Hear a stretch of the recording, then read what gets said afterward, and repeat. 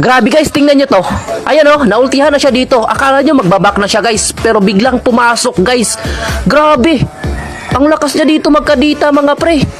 Ayan o, parang ito ata yung nakalaban ko sa rank game mga pre. Napakalakas niya dito mga pre. Flying kadita mga pre, hinahabol yung mga kalaban. Grabe naman yan mga pre.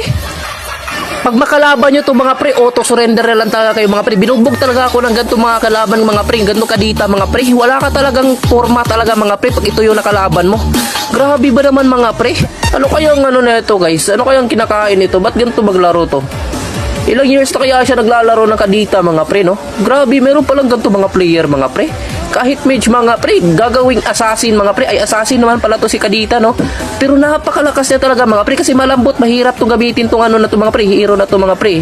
Kahit ako mga pre, hindi ko kayang gawin to mga pre. Oh, grabe mga pre.